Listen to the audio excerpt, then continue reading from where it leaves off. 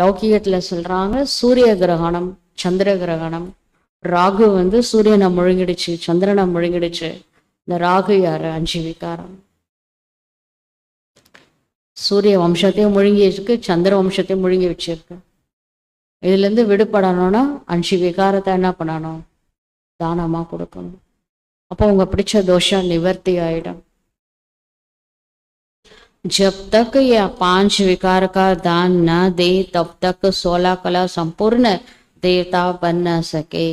16 கலைகள் நிறைஞ்ச முழு பௌர்ணமியா மாறணும் அப்படின்னா என்ன பண்ணணும்?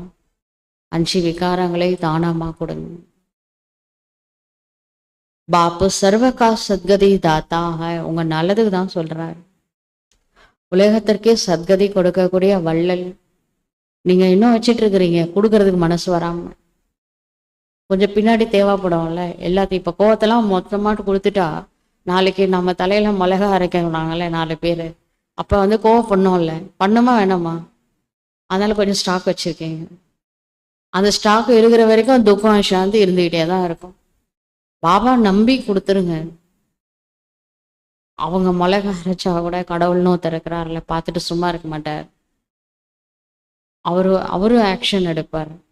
நீங்க எதுவும் ஆக்ஷன் எடுக்க வேணாம். நீங்க எடுக்கிற ஆக்ஷன் எல்லாமே தப்பான்னு எடுக்கிறீங்க. நீங்க மனசால சரண்டர் பண்ணிடுங்க, நான் பார்த்துக்கிறேன். कहते हैं குரு பிகர் கதி நஹி. குரு இல்லாம கதி சத்கதி கிடைக்காது அப்படின்னு சொல்றாங்க. परंतु கீதா का भी अर्थ समझते नहीं. கீதையில சரியான கைடு கிருஷ்ணாவே கைட் பண்ணார். இவர் சொந்த புத்தி யூஸ் பண்ணல. யாரு? அர்ஜுனன். கிருஷ்ணர் என்ன சொன்னாரோ அது ஹாஞ்சி. அது மாதிரி நீங்க சொந்த புத்தியை சரண்டர் பண்ணுங்க. பாபா என்ன சொல்றாரோ ஹாஞ்சி போடுங்க. நல்லதுக்கு தான் சொல்றாரு. ஆனா அவங்க கீதையினுடைய அர்த்தம் கூட புரிஞ்சுக்கல.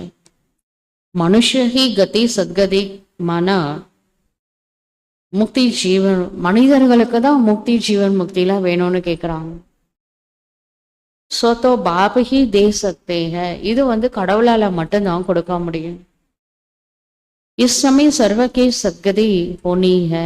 கடவுள் வந்துட்டார்ல, இன்னும் கொஞ்ச நாள் தான். எல்லாருக்கும் நல்லது செஞ்சுட்டு தான் போவார்.